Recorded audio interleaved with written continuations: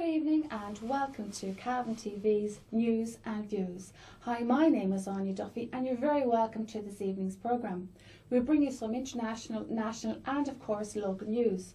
So if you would like to be a correspondent for your area, you can email us at drumlinmedia@gmail.com or contact us on 086 888 0803.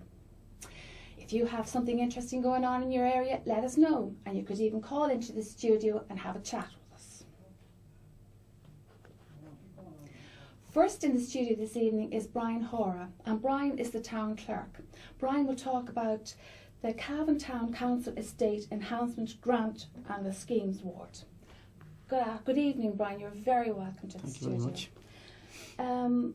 Monday night, Brian, you're going to launch the scheme. Sorry, I buffled the name there. You can tell us about it. Go ahead. Not to worry. No, the name of the scheme is quite long, so it is. It's the Cavan Town Council Estate Enhancement Grant and Awards Scheme, or Grant and Awards Competition.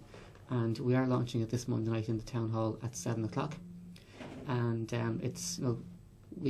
last year was the first year actually the formal launch of the scheme. And it went down very, very well. We had a good crowd came out to it. There was maybe it's 70 or 80 people that attended the actual launch of it last year, so we're hoping for more people this week. So how do you let people know about the scheme? How do people know to apply for it? Yeah, well, I suppose we would have a good record and a good database of the different estates in Cavan Town, so we have contacts through the estate management committees. So we've written out to them to notify them of the launches. A number of invitations have been sent out. It's also been advertised in the local media as well. Okay. Now, when you say Cavan Town, Brian, Cavan Town is growing, so yes. Give a definition of Cavan Town. Okay, well I suppose the first thing to say is that Cavan Town Council has a defined administrative area which is not the full extent of Cavan Town, but for the purpose of the awards competition we take Cavan Town to mean Cavan Town and its immediate environs. Okay, and how many estates does Cavan Town have now approximately? I don't know the exact number, but I do know that in last year's competition we had about 61 estates took part in the competition. Really? 61 estates around the town? Exactly, and there was one or two that didn't take part last year and had taken part in previous years. So every year since the competition has started, more and more estates are taking part. Okay, so you say it's a grant and they can apply for grants? Exactly.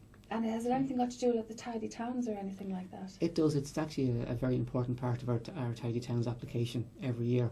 The way the scheme works is that every estate that applies for a grant is automatically entered into the competition element of it. So we have the launch Monday night. The applications are due back into us by the middle of April. We'd notify all the estates then of what their grants are by the end of April into May time. The judging of the competition then starts in around the end of July and August. So then you apply in March. Correct, yes. And then you have till July to actually get the work carried out and get the work carried out. Yeah, we have our judges go around then July, August time, and then we announce the winners then at our awards night in October. Okay. Brian, where does all this money come from for the awards? Yeah, it's actually fully funded by Cavan Town Council, and it's one of the most important parts of our budget every year. The budget we have for the competition last year, and we've actually held it the same this year, is €25,000. That's in total now? In total. Now, on the one hand, it might not sound like a huge amount of money, but the value of the work that gets done through the competition, it's actually multiples of that. So it's a hugely important thing from our point of view, and I think credit has to go to the elected members of the town council. They adopt the budget every year, and they're very keen to make sure this money is always set aside, that we can give something back into the communities to actually help them to develop and maintain their own areas. Okay, so when the different estates, obviously they'll have their own little committees that are going to go out and about and do this, clean up of the estates. Do they raise money as well, or they just totally depend on the grant? It does vary. Some estates do some fundraising within their own areas, and probably more so in more recent years. I suppose what has happened is that as the competition has grown, they've got more ambitious, and they want to do more and more work, so they've done their own fundraising. But in a lot of other areas where they might not be able to do the fundraising, a lot of people come out and give their time free, and actually carry out certain works within the area or undertake certain tasks. So there's a non-financial contribution coming through there as well. It's great to see people getting out there, working together, trying to improve. Absolutely, that's what the whole thing is all about. Right, 61 estates, and you've seen a good you clean up. What are the things basically people do to get their estates into shape? I mean, it could be a lot of work. Yeah, absolutely. What we found with the competition was that in the early years, it did focus really on things like litter picking and cleaning up of areas within estates. Now, what we've found in the last year or two, and particularly last year, is that when we actually surveyed the estates, I think 9 estates were completely litter free on the day when the judging took place. Now, it's something which hadn't happened before. It's a huge number, and those estates will actually be recognised at our launch Monday night. We have a plaque that we're going to hand out to those 9 estates. What we've done in more recent years is we've changed the focus of the competition slightly, and you mentioned earlier on there about the importance of the Tidy Towns competition. What we realised in going through the applications when they come in every year was that there was an awful lot of activity going on which we were only putting into one part of our Tidy Towns application. So what we've done last year is we've actually changed our competition slightly to align it more closely with the National Tidy Towns Energy Forum. So for example, previously we weren't picking up things such as biodiversity, we weren't picking up waste minimisation efforts within estates, we weren't picking up recycling initiatives that were happening within estates. So somebody worked in tangent with the council state enhancement scheme and the Tidy Towns. They'd be really doing very well for their estate. Oh, absolutely. I know the Tidy Towns Committee here in Cavan Town are actually one of our sponsors for the competition as well. They sponsored the best youth categories, which was a new category we introduced about 3 years ago, again to encourage young people to get involved. And again, last year we had an awful lot of young people there on the awards night, more so than previous years, so it's great to see the youth people getting involved. They're taking pride where they live, and obviously there's a long-term benefit from that. Some estates are really well organised. Like I noticed when I'm out walking with the dog that estates like had bunkers with salt in them for in case in case we got a really bad winter. Some estates have got that. Does that come from that scheme, or is that? No, our scheme really focuses more on improvement works within the estate. Yeah. So whether it's like I said, cleanups, litter picking. Maybe it's painting works, maybe it's putting in park benches, so landscaping. So it doesn't provide any services like like there are people who do not dispose of their own litter. They will throw it in where they think nobody sees it. Okay. Yeah. So could an estate use maybe some of their funds to provide like bins and things like that? That's not what you aim at. Absolutely. That's what you'd like to see happening. Well, the way the scheme works, we have an application process. So every estate fills in its own application form, and they outline what works they intend to do for the year. Now, we put no restriction on what people can apply for. There's no minimum grant, there's no maximum grant. There's no set you cannot do A, B or C, you must do something else. It's very open what states can do, to the extent that because it's about building up communities, it could be a community initiative. It could be something to bring people together within an estate. It could be providing additional bins, it could be providing seats, it could be landscaping, tree planting. It's very much whatever the people living in an area think that they want or that they need within their area, and we're happy to support that. Excellent. So you could see there that maybe in the first year they aim just a general tidy up and a bit of painting here and there, and then they could say, well, maybe we could provide a salt bin service and the things as the years go on they could really improve their estate. Absolutely. And what some of the states have done very well in the last couple of years have tended to focus on would be on the waste minimisation aspects. Reduce, reuse, recycle.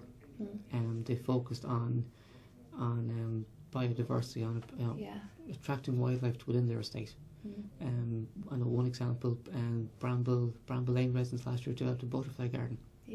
Which is fantastic. So it was. And a lot of schools get involved in those kind of initiatives as well, don't they? Young people are becoming more aware of the environment, and it's great to see that. Absolutely, yeah. What about the Kinney Pottle? There's a bit of a clean up going around the Kinney Pottle at the moment. Trees are being tree doctors are out with the tree.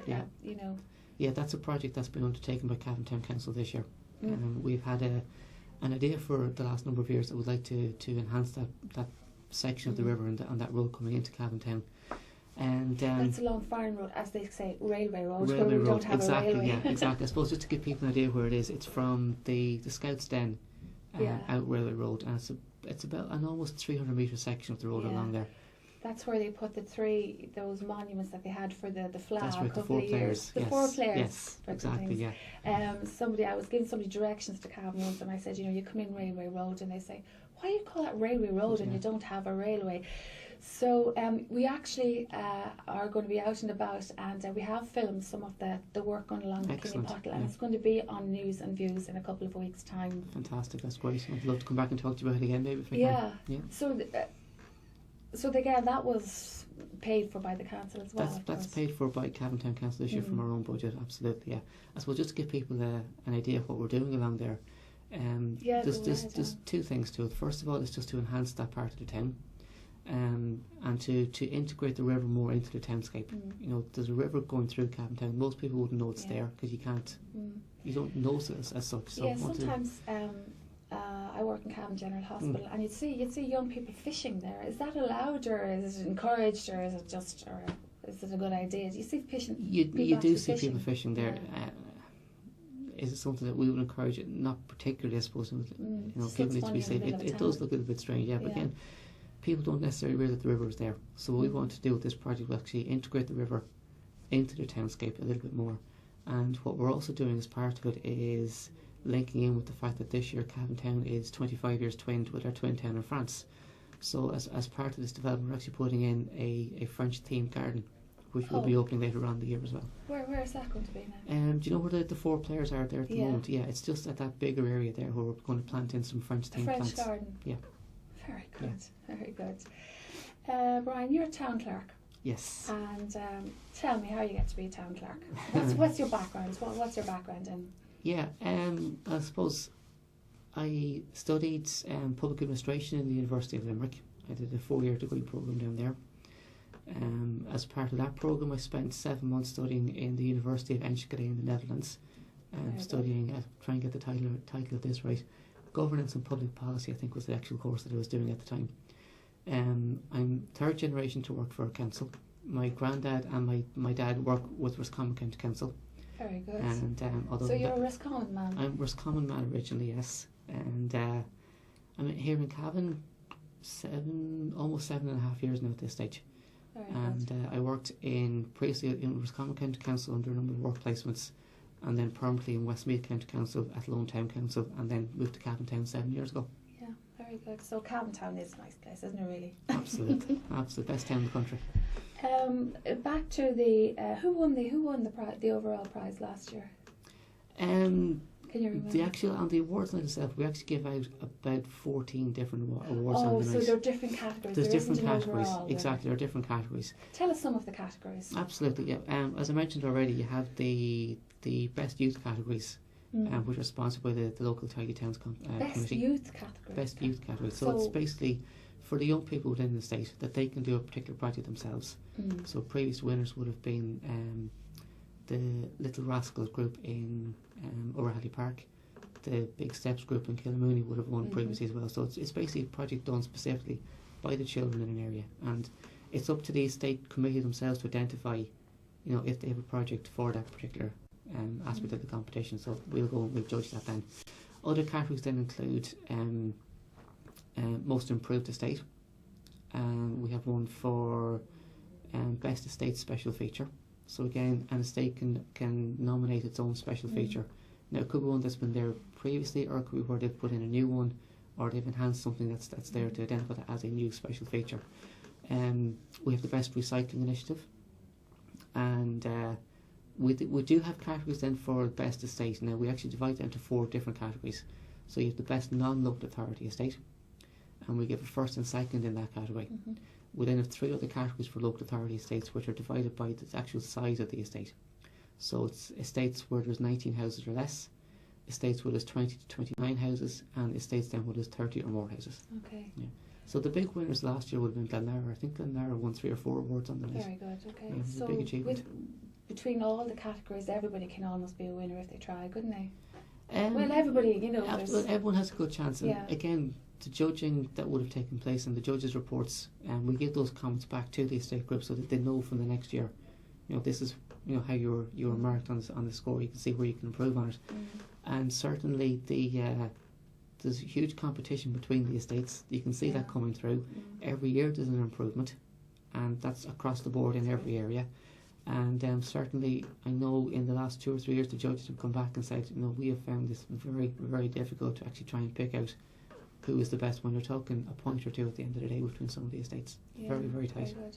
So with the launch then, where is the launch on Monday night? The launch is taking place in the town hall at 7 o'clock on Monday night. And who will be doing the launch? The launch is done officially by the Mayor of Cavan Town, Des Cullen, who's the current mayor at the moment. We actually have a kind of a new thing for the launch this year. And again, because we only did it last year, it's changing, as we go through the years with it. So what we've asked this year is that 2 of the previous winners, so the Glenara estate and the Steeple estate, are going to actually come in themselves and give a presentation on what they've done in their areas. Oh, very good. So the previous winners will be in. Previous winners will be there, and they'll actually give an indication of just the kind of issues that they faced, how they overcame those issues, and how it brought people together within the estate. And just to say that Cavan TV is actually going to film the launch on Monday night. Yeah, and that's great. That's getting the coverage, it's, to bring the message out there. Because again, we understand not everyone can attend on the night, but we do expect maybe a crowd of 80 to 100 people to be there. So anybody can come along to this, is it? Absolutely, it's open to anybody to come along. Okay, do you go around the schools or anything like that to get the young people aware and involved? Not in this particular competition, because it's aimed at residents associations and estates within the town. It's not aimed specifically at the schools. Okay.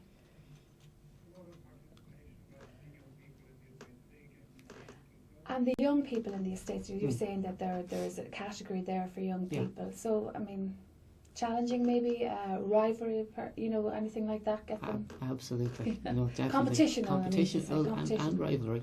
Particularly in some of the areas where you have states side by side. Yeah. One estate knows what they won in the world last year. It'd be great to see the children taking an interest in their estate and being proud of their estate rather than rubbishing their estate kind of thing, Yeah, exactly. And some of the kind of projects that they've got involved in would have been from, let's say, the Butterfly Garden was one example. And again, a lot focusing on recycling initiatives, and again, getting that message across to younger people. If you recycle more, you actually reduce your refuse costs. You don't have to spend as much money on disposing of rubbish, which has a positive effect for the environment as well. So it's getting that message out there and getting that message across. Very good. And what did you find? What was the greatest challenge that people did have, to clean up their estates?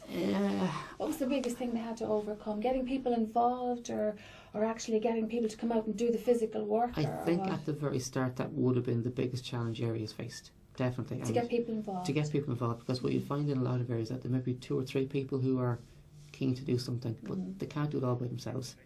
They want to get kind of an agreement or consensus from other people in the estate. What do we want to do here? So it took the first couple of years to kind of just to build up the competition, to build up, getting people out there, creating that awareness that you can actually get a grant to do this kind of work. You can win an award if you do it to a good enough standard at the end of it.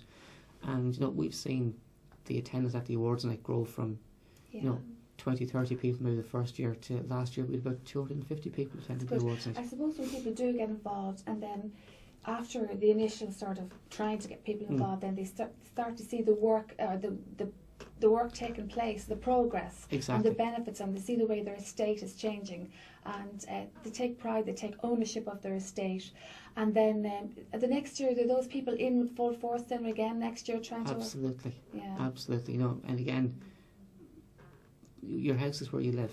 And the estate where you live is where you live, and no one wants to live in an area that doesn't look nice, that's not kept properly, that's not clean, it's not tidy, it's not well presented. So it's people are getting out there saying we want to live in a nice area, and we want to work together to keep and maintain our area. So it's a nice place for us to live. So it's about quality of life for people as much as anything else. And I suppose if you are involved in this scheme and you're in the tiny towns, your estate has a very good chance of looking very well. Absolutely, yeah. I know, again, I mentioned that we link it to the tidy towns very closely. Tidy towns is not just about, tidiness. It's about much more than that. It's about environmental considerations. It's about biodiversity. It's about, education and awareness as much as anything else about, recycling and reusing. Yeah, and I would say as well that it will raise the standards in general of the estates around the town. Like sometimes you could come to an estate and it looks really well, and then just 100 yards down the road it doesn't look very well. So it brings up the standard all around, won't it? Oh, definitely does. So the town in general will look good. Absolutely, and we've seen that in the last couple of years, and we can kind of track this because we've done very well in the Tidy Towns competition for the last number of years. Like Cavan Town up to 5 years ago, had never won a County Cavan award in the Tidy Towns competition. And we've actually won the County Cavan award for the last 5 years in a row. And last year, for the first time, Cavan Town won a bronze medal nationally in the competition, which was, it's a huge achievement. We've increased our points in the Tidy Towns competition every year for the last 6 years. I suppose with having the FLA 3 years in a row and having the town looking well, Cavan did get very favourable comments about that the town was looking well. Absolutely, and that was part of that initiative, wasn't it? Absolutely. You know, again, people were very, very. There was a great sense of pride when people knew the FLA was coming. Yeah, and people were proud to see that their county, their town on the TV all over the world. Yeah, and you know, they knew people were going to come and stay in the estates, live in the estates for the week, 10 days, whatever it was. And you know, they wanted to make sure that their town was going to be seen in the best possible light, and you know, they did it, and they got fantastic praise for it. The feedback we got was excellent. Now, taking an ownership thing, you know, like roads between estates and like, you know, no man's land. Yeah. Who's encouraged to look after that? There was actually a question on that at last year's competition. There was an area between two particular estates, and the question was asked, well, no, it's between our estates. Yeah. You know, will we spend our grant money looking after it, or will they spend their grant money looking after it? You know, what we would say there is work together. Yeah. You know, it's you know, you can both see it. I know. You know, you see the most. I know between the two estates. I won't mention the estates, but there's a little drain or a river, a drain going through two estates. And there's actually a suite of furniture in it at the moment. You know, again, that's... you know, it's no man's land. Yeah, and it gives a bad impression to an area as well. No, we would always encourage areas to work together. There's actually nothing in the competition rules to stop two estates making a joint application. You know, that's perfectly allowed, and we would like to see people working together, particularly when the estates are very close. Yeah. Now, that could be an example that maybe an entry for a best estate special feature. You know, but people are supposed to pooling resources to make what you get go that bit further. We've just got a minute left to go, Brian, and one question before you go. The Aussie Rule is coming to Cavan. Yes. In October. So tell us, how's the town preparing for that? Well, look, obviously our objective will be to make sure that the town is you know, as well presented as it can be when that happens. There'll be obviously a big crowd of people coming here then, so we want to make sure that people come to Cavan, enjoy themselves, and you know, leave Cavan with best foot forward, Cavan with a very positive impression, and want to come back again. Yeah. Well, that's great, Brian. Thank you very much for coming into the studio this evening, and just to remind you that Cavan TV will be along on Monday night to record the launch. That's brilliant. Okay, thank you very much. Thank you very much for coming into the studio.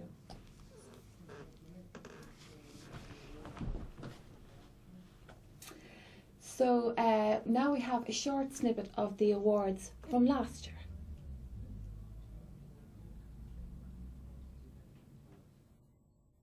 Aware that this is the first time we've had an actual launch for the competition, so you're all very welcome here to the town hall tonight. To start off, we're just going to ask the Mayor, Patty O'Reilly, just to say a few words, and then I'll take you through the changes in this year's competition and the new application form and the new judging criteria that will be in place for this year as well. So I'll just hand over to the Mayor first. Thanks, Brian.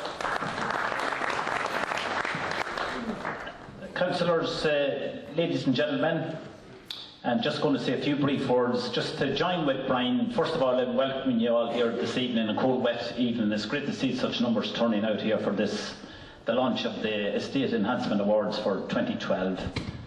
I want to compliment you all on the effort that was put in last year. It was really tremendous, and it's only when you drive through the different estates around the town and the streets and that you really appreciate the amount of work that has been put into it. So this is a new initiative here tonight, officially launching the scheme for this year. Now that spring is in the air and the longer bright evenings coming in and people can get out and start working. Just before I conclude, as Brian has said, we hope to Brian will explain the changes in the format for this year's entry and that, and then we will have a question and answer session. Before we get to the questions, answers and feedbacks, in the information packs that you collected this evening, there's a couple of other pieces of information in there as well. For example, there's a printout on planting trees and shrubs.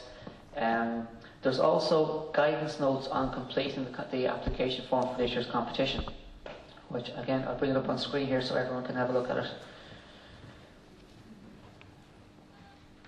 And this is something which we haven't done before either. we've just given you an application form and told you, here you go, fill this in and give it back into us. What we're hoping to do this year is to give you a better indication of exactly what it is that we're looking for. And in the studio now I have Margaret Basmajian, who won the Anglo-Celt Rehab Person of the Year Award in 2008. Very welcome to the studio, Margaret. Thank you very much, Thanks Anya. for coming along. Margaret, how were you nominated for the award in 2008? I was nominated by some of our clients who received the calls and some of our volunteers and various people around who are aware of the programme. Yeah, first of all, we forgot to say that it's the Good Morning Positive Age programme. That's right, Okay. that's right. So yes. tell us all about that, Margaret. Well, the aim of the programme is to reach out to people who are lonely and isolated. And as you know, you don't have to be lonely, living up lonely. You can be lonely in town or whatever. And you don't have to be old to be lonely either. That's you know? right, that's right. Our age group actually would be from 50 and our oldest client is 97. Really? Yeah, so it's a great age group. The aim of the programme is to reach out to people, as I say, who are lonely and isolated. And at the moment we're making up to 400 calls per week. When you say reaching out to people, you mean actually you call people We phone, we don't call once to a their day? house. You call, you ring people 3 times a week. 3 times a week? Yeah, yeah. And we have a chat, and the calls can last anything from 5 minutes. Maybe if somebody was a bit distressed, we can take over, and I can take over, and we can be on to them 20 minutes, a half an hour. It depends. But the average call would be 5 or 10 minutes, just to check in on their well-being and see how they are, and sort of a befriending service. We also have their medical background. You get to know the people. You get Oh, you yeah. get a profile of the person. Absolutely, first. yeah. They're referred by public health nurses, doctors, social workers, occupational therapists, that type of thing. And sometimes I would go out to groups and explain about the programme because it is a free service. So they would sign up there then. And what I do stress out, Anya, it's very important that it's totally confidential. Okay. We never ever tell anybody who's on the Okay. programme. If they choose to tell somebody, that's fine, but we don't discuss it.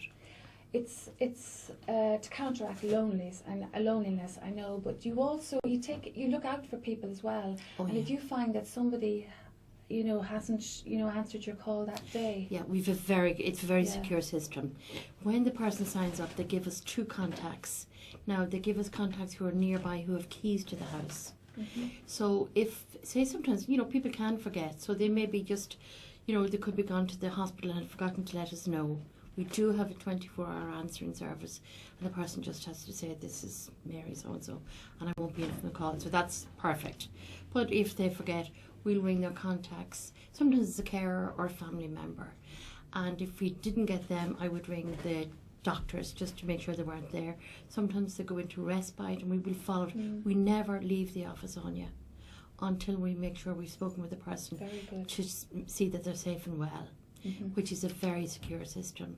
And one lady actually signed up on the programme. A neighbour of hers died and was dead for a couple of days before people realised. And she was afraid this might happen to her. So her calls are quite short because she just wants to make sure somebody knows, I'm safe and well. So, how does somebody get in on the scheme? Well, we have little leaflets that we leave in doctors' offices and places like that. They just sign out their name and their telephone number and the day. They can get a call 3 times a week if they wish. Most people get a call 3 times a week. And the approximate time. And because it's getting so busy now, we kind of just slot them in. So I'll phone them and I'll, find out their family background. And something simple on you, like say they're hard of hearing, we have volume on the phone that we can turn up. Or something, say somebody's on a walking frame, we want to make sure to give them plenty of time to get to the phone. Practicalities like that. But at this stage now with our clients, it's very much a befriending service. But we also document what we say. Now not word for word, but say if somebody's, having a christening or a family thing, we can just check, how did it go? Because you see, I have 28 volunteers, so they're only making the calls once a month. So rather than going in and say, how's the weather today? You're actually saying, I believe you had a family christening or a wedding, whatever. So it's very personal. Okay, your volunteers, do they get training for this? Yes, I train them, and they're absolutely wonderful. The biggest thing is their integrity. And a lot of them come from jobs. Some of them are doctors' wives, nurses, medics, solicitors' offices, that type of thing, where confidential is paramount. So I train them in, and I get them to shadow somebody initially, because it's a little bit daunting, when they go onto the phone initially. But we have quite a few nurses, good few teachers, occupational therapists, physiotherapists, people who worked in solicitors' office, great backgrounds, So when you say like, physiotherapists and nurses and things like that, but they can't really be giving it. Would they be giving advice to the people? No, but they would say, look, maybe somebody talk about, say, back pain or something, and say, well, I would think you should go to your GP. Yeah, just give general advice. Yeah, we don't, you can't. No, you just can't give really, general advice, yeah. So, like, my mum is 77 and mum is flying and she's great, but if she did want to get a call, so she basically gets... I can give you the number now if you wish. Get a number, and maybe we can put it up on the screen at the end of the programme. It's 049 437 2838, and there's a 24-hour answering service on that, and I'll call them back. Very good. When you say 24-hour answering service, is that an answering machine? Yes. You won't get somebody on the line 24 hours. Unless you ring, say, the mornings that we're there. But they can leave their name, and I'll phone them back. Okay. Could you give me that number again? Yes. It's 049 437 2838.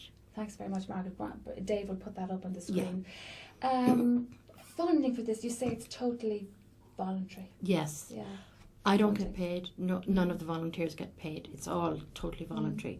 So obviously, to pay for the expenses of the programme, we've had great support from various people around Cavan. The Cavan singers are very supportive. The rugby club choir, the Song Sisters.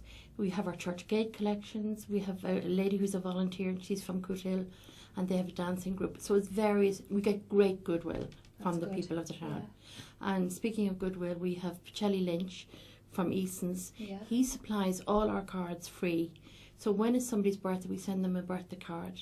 And you'd be amazed, Anya, some people hadn't received a card for 50 years. That's very sad. Just to give back to simple things like a card, a phone call. Yeah. It can cheer up somebody's day. We also, when they go into hospital, we send them a get well card.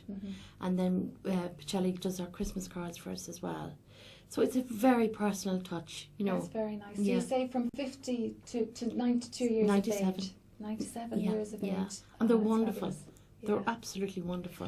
And you were saying earlier, Margaret, that the volunteers actually get great gratification out of it as well. They say we don't know who's getting more. Yeah. The clients or ourselves. Because there's a great feeling, well, first of all, there's a great feeling of saying, how well we are physically and that we're in our health, and to appreciate that some, people might be alone. And a lot of the time, we'll have people saying, you're the only person I hear from one end of the week to the other, which is very sad. That is very sad, So they really look forward, and a lot of people, the phone rings once on you, and they pick up, they're sitting waiting for the call. And sometimes if we ran a few minutes late, they'd ring, are you not ringing me? So it's really nice. They really look forward to it. So what, they like to talk about what? About everything. Everything. Just to chat. Yes, and like the men, a lot of them would like to speak about maybe sports and that kind of thing.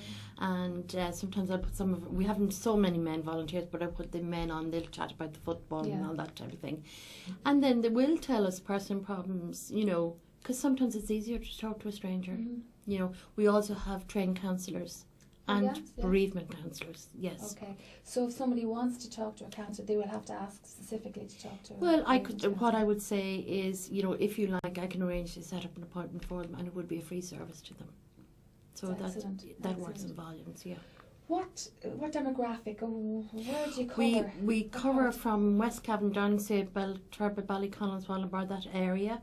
Right up as far as King's Court and Kilnalek and Belturbet, and then we have an annual Christmas party, and the Lions Club would sponsor sometimes, maybe one year the coach for them, and one of the years, because of the finance being so tight, I also liaise with the community guards, and they actually did a cycle-a-thon in Dunstores and raised the money for the Christmas party. Very good. So speaking about the community guards, if we have somebody, like say living in town, we had a lady, and it was Halloween, and she was really afraid, about the fire, the crackers and all that, and they will pop in, and check that they're safe and well. And one lady, she had no lights outside where she lived in town, So I was actually on to the town council and they put up the lights and that. And she was quite fearful, so I asked the community guards to call, and they will call. We worked very well together, you know, so it's a good system. I would obviously check with the client if they'd like the guards to call, because, you know, sometimes people are curious, don't want to see a squad car out with that. But they will, and they'll ring before they go. You know. As I said at the beginning of the interview, Margaret, you won the Angus Celt Rehab Person of the Year award in 2008. Well, we've got a clip of that now of you actually receiving the award. We'll go over to that now. Okay, thank you.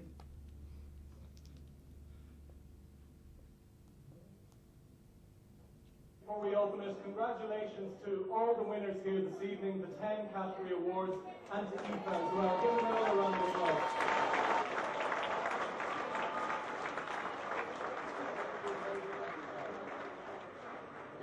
And remember, these are all good news stories. This is good stuff happening in your community. Don't you forget it. Now, the winner of the 2008 Person of the Year. Well, it's the category 2008. We're presenting it tonight. Person of the Year is Margaret Basmajian.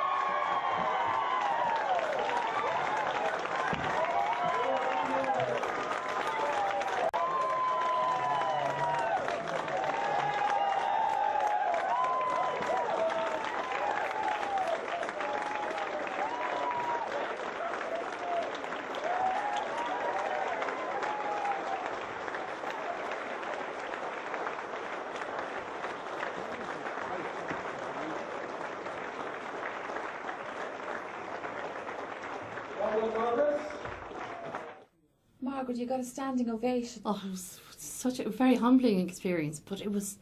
I didn't realise I'd got a standing ovation until I saw the video. Yes. Obviously, they recognised the work that you did for the Positive Age programme.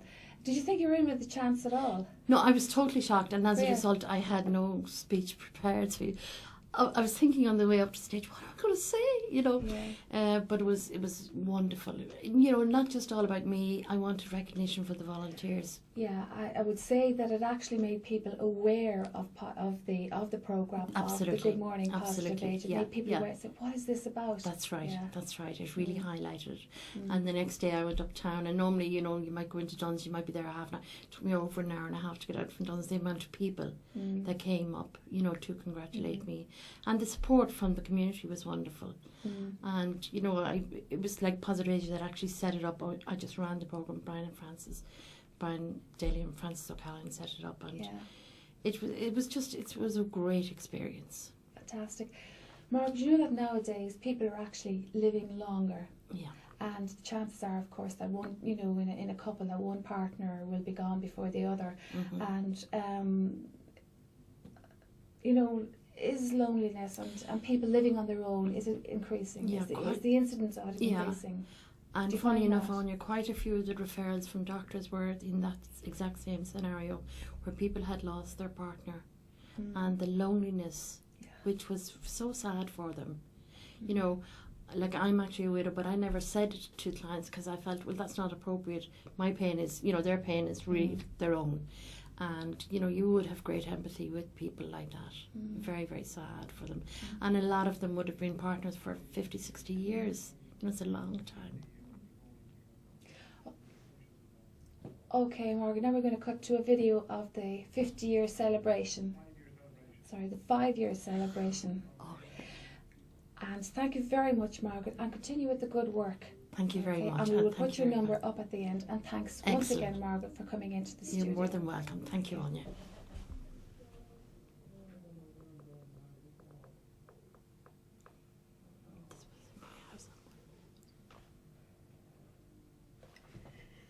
Very much for all of your devotion to the Good Morning programme. I really appreciate it. Thanks to Brian and Francis for setting it up. Lucilla for making the car out. Bridget Duffy's been unwashed up since today. But thank you so much to everybody. And Terry made this lovely cheesecake and this lemon meringue. So, but thank you to you all. No. Well, thanks for having us. Thank you, Margaret. Thank you. I think Margaret deserves a big round of applause.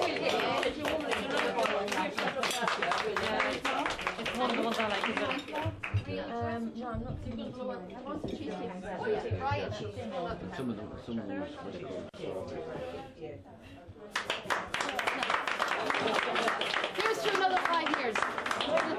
And don't forget, you can vote for the Anglo-Celt Rehab Person of the Year anywhere in the world. And the Person of the Decade, you can vote for Margaret as well. And you can vote on the website www.anglocelt.ie. Later in the programme, we will have an interview we did with Monsignor Michael Cooke, who was subjected to a hold-up and a raid in his parochial house in Belturbet recently. And just briefly, some of the international news, some of the news on the international front. Italy featured very much in the news this week. Pope Benedict resigned from the papacy, and he was the first pontiff to do so in 600 years. This leads to a conclave which begins next Monday to elect a new pope. Pope Benedict will now be known as Pope Emeritus.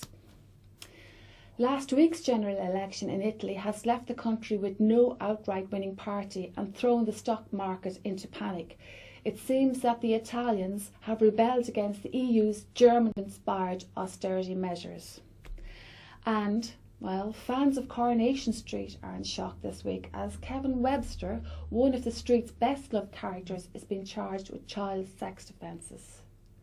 A statement from the ITV bosses say that the actor Kevin Lavelle will not appear in any further episodes. So to some Cavan news. Well, last Saturday saw the 70th anniversary of the Cavan Orphanage fire disaster. Commemorations were held in Cully's Cemetery.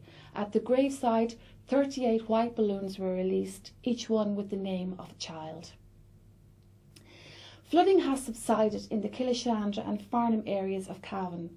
12 local families were marooned for almost a month using boats and civil defence jeeps for access. Locals blamed work on the Belturbet bypass. For now, the problem seems to be resolved and residents are getting back to normal.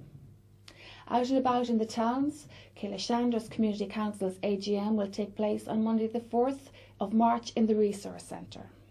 In Curla, there will be a craft and gift fair on Sunday in the Slieve Russell from 11 a.m. to 6. And Arva has just launched the Community Text Alert. A talk was given recently in Arva by Sergeant Hora, who was a guest here on the programme last week. In Mullahoran, it was the end of an era at the local post office as the local post office closed in Kilcogie. It also was the local grocery shop and locals sadly miss its convenience. In Ballintemple, they're having a good spell of weather, and farmers are getting a chance to spread slurry, as this is one of the times in the year that they can do so. In Belturbet, blood donors are asked to be generous, as the mobile unit, which is located in the goods store on the railway station Belturbet, will be there on Wednesday evening from 5 to 8:30. In Bomboy Templeport, the Acon players proudly present The Two Loves of Gabriel Foley in the Templeport Community Centre this Sunday night, March 3rd at 8:30. And in Drumlane, plans are in place to celebrate a dawn mass in the Drumlane Abbey on Easter Sunday morning. Baileyborough is hosting a really big night tonight. It's a celebration of General Michael Collins's life. A lot of impressive guests there like Nora Owens, Michael McDowell and Jim Higgins MEP. Cavan TV's own Colin Colgan is involved in this project. In Ballyjamestuff, the County Museum hosts a lecture on defenderism and battles in Kinloch and Ballinya. That's on Thursday night next at 8 p.m. Killincare is also starting Community Text Alert.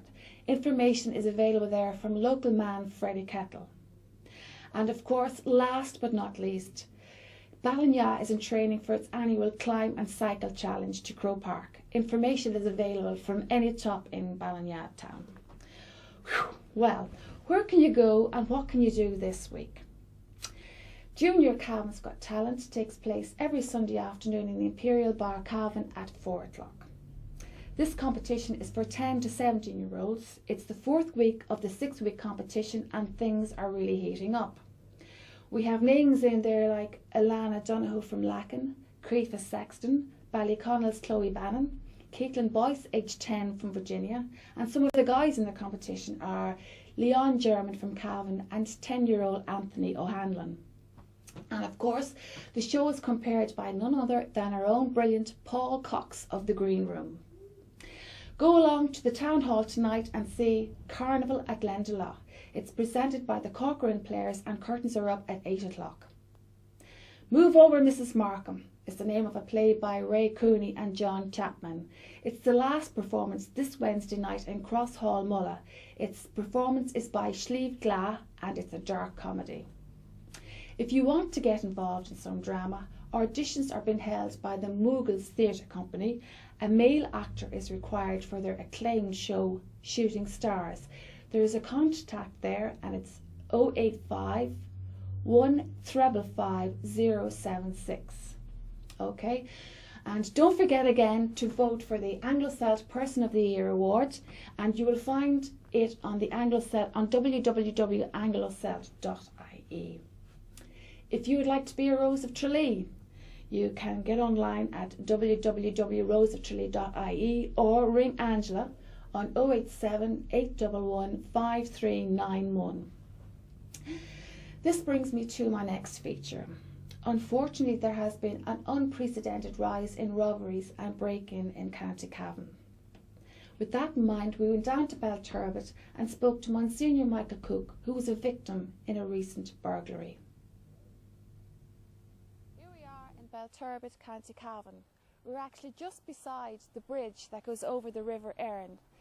We're in the beautiful grounds of the parochial house, which is the parochial house of the parish priest here in Belturbet, Monsignor Father Cooke. It's a really scenic setting. There's hardly any sound from the road outside, and there's a beautiful walled garden here. Everything is calm and cool and peaceful. But 2 weeks ago, while Father Cooke and his housekeeper Koch were having their evening meal on a Friday evening, they answered a casual knock at the door, and then a robbery unfolded. 3 hooded men entered their house and proceeded to hold them at hammer point, if you don't mind, and raid the premises. First of all, Father Michael, I'd like to thank you for giving your time today to talk to us, and you're going to tell us about your ordeal. And I'd like to say as well from Cavan TV and everybody that we were sorry you were subjected to such an ordeal. So Dave and myself had a look outside. We saw your lovely tranquil garden, a walled garden with a nice driveway up to the house, and the easy way it is to get to your house, but it's so quiet and secluded you wouldn't think anybody would know about it, Father. Tell us what happened that evening. Well, they certainly knew about it because they got here and they got in. They knocked at the back door. It was about 6:45. We were sitting here having our tea, and they knocked on the door and tapped on the window, and that's the way most friends or relations call and park outside at the back. Normally they would go to the people would go to the front.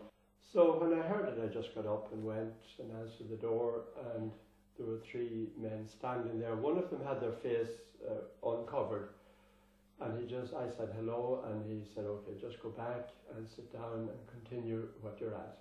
You were sitting here having just sitting having the tea. So I continued having the tea, and he said, we want the money, and I knew they were looking for the collection from the Sunday and the weekend mass, Saturday evening, Sunday.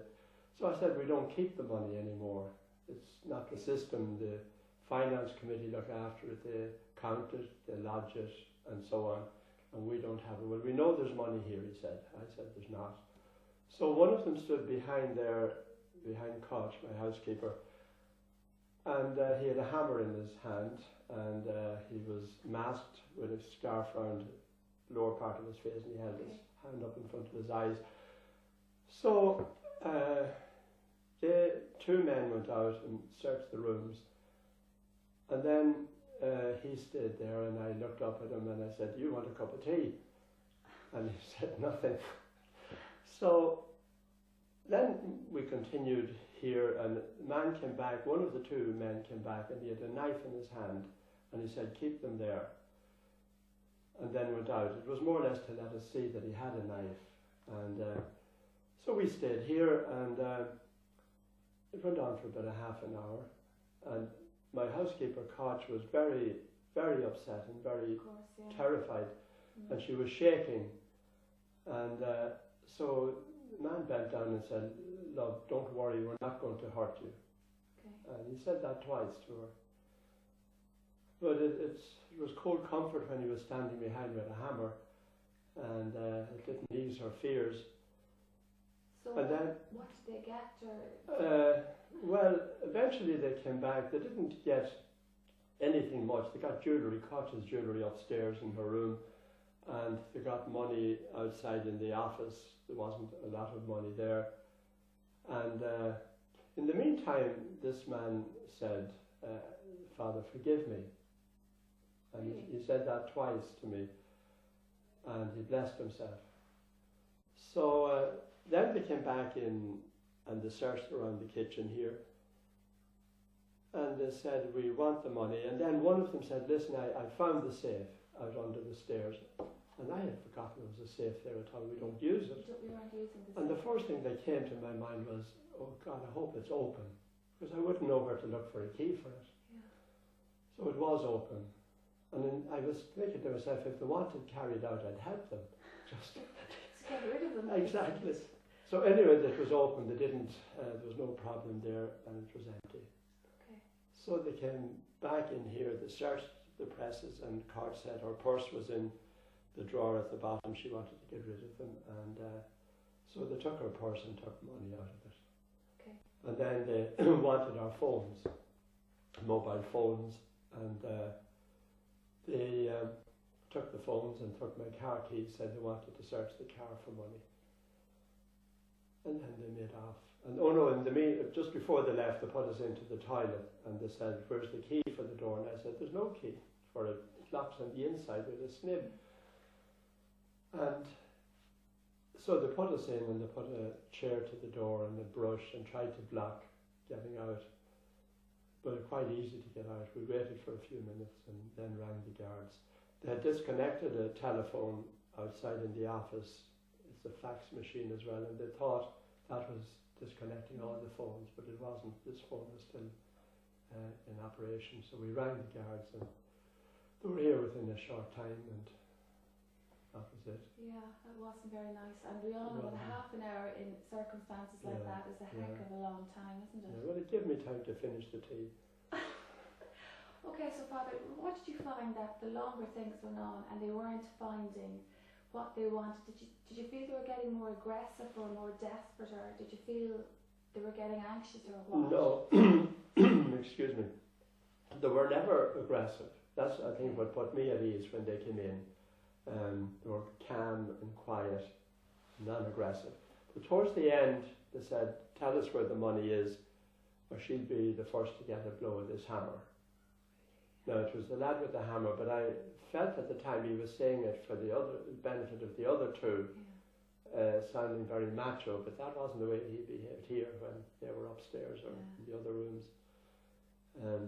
No, that was the only sign of aggression or threat, apart from showing us what they had. So did you think that these guys had done something like this before? Did you get that feeling? I did. They were very calm and methodical about it. I'm sure they did. They went on from here to parochial house in Kinali as well. So I mean, they didn't give up that evening. They got money down there. Yeah. So I mean, you had time to obviously you had time to kind of read the guys from here. What were you really thinking about them? You decided that they weren't really that aggressive. They were more organised than aggressive. I spent the time between eating and drinking the tea, watching and trying to remember details of the man stand. His height. I couldn't see his face. He was careful to block his upper face with his hand, which made me wonder about that. That he thought I might recognise him. Okay. But it just, I remember details, and I was able to tell the guards when they wanted a report. Their accents. Their accents, the travelling community accents, with a Dublin touch to the accent. Not strong Dublin, but the Dublin touch. Okay. You didn't see, of course, how they got away or anything like that. No. You get an age age profile of them? I figured that there were two younger men, and the leader who came with his face uncovered was stockier than the other two. I would figure it's hard to know an age. He was late 20s, early 30s, I thought. And the other two I thought would be early 20s now. Okay, so young guys, Yeah. really. So it's kind of scary in a way that these guys are travelling, from the travelling community, and they had slight Dublin accents, and yet they knew exactly this was the parochial house. They knew your back entrance. Yes. They knew you would be here. Yes. And has Koch enlightened me earlier that you had an alarm, but it wouldn't be off at 7. It wouldn't be on at 7 o'clock in the evening. Yeah. So. It was, what does yeah, that it was say? I'd say they didn't just wander in accidentally. They weren't. They were prepared. Yeah. They had this. You're staked out, obviously. Exactly, yes. Yeah. So, Father, there has been a lot of robbers lately, and even across the road there, the Gardaí came upon 3 guys up to no good at the weekend, and they threw hammers and things and damaged the Garda car. So, I mean, for your parishioners' sake and people that you would be talking to every day, what would you say to people like that? Like, because to step up your security, but how would you know you're being stalked or anything like that? You know what I mean? You're being staked out, or you know what I mean? That kind of thing. You would have no idea. Yeah. No idea, because people wander around here casually. Yeah. And go down to the river. It's beautiful around here. It is. And a lot of visitors, and Yeah. a lot of people have come to live here as well from Dublin and elsewhere. Yeah. So they may have friends who come down to visit them, and they're able to give them information. Yeah. Well, later in the programme, hopefully we'll be talking to a Garda, and he's going to be given, more information on people. But it is a sad reflection of society today that there you are, beautiful settings, nice peaceful village in County Cavan, and was it a Monday evening this happened? Monday evening, the 28th of January. No longer can you casually sit here and casually open your door like you did before. You will think twice. Isn't that a sad reflection of community, of society today? Yes, it's difficult to keep ahead of them, and I think with drugs more widespread, people are needing to feed the habit, and they need money, and they need it regularly, so it's become more frequent. Yeah, and the point I was really trying to make is that elderly people living on their own who like to have people just come into have an open house, people come in and visit them when they feel like it now, they're going to be a bit more cautious about that, a bit more having their guard up now. It won't be as easy. No, they've said that here. It's isolating people. Yeah, they've said that here, neighbours who are living on their own and people around the town, that it's made them very nervous and conscious of how easy it is for people to just knock on the door and walk in. They're more security conscious, and I think rightly so. So, Father Michael, obviously in the wake of this, you've had to up your security. We see that we just filmed the van outside. You're getting new security gates. But the gates were always there, but they were lying open. We never closed them, but now they're going to be automated and controlled from here and from a panel outside. Yeah. And will be normally closed. Okay, so you're going to get gates. Are you putting up any cameras or anything? Yes, like that? we're having 2 cameras at the back of the house, one at the gate and the other immediately at the back of the house. Because it is a very big, large, open property out there. At least nobody would be able to drive in, but they didn't, but they won't be able to drive in without seeing. And we're having 2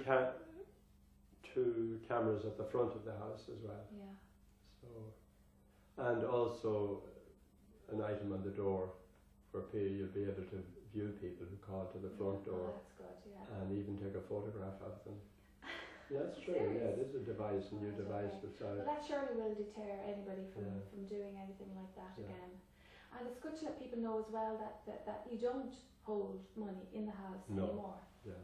And that's the system. Other priests were delighted when they heard it in previous interviews. So that is a good point to make. Yeah, because that is the way from now, and there will be no, and there has been for some time back. So no money in house. These robbers were just out of date. So once again, Father, thank you for telling us about the ordeal, and hopefully Well, hopefully it will make people more aware and be a little bit more careful. Yes. And again, we're sorry that such a thing happens, and we know that it's a sad point that in society today that it's getting more frequent. Yeah.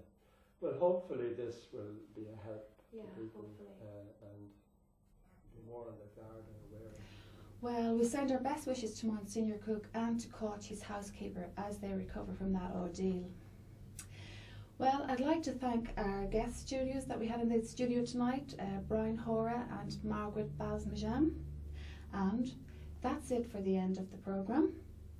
And be sure to join us next week on Cavan TV's News and Views from 7 to 8. Good evening and have a good weekend.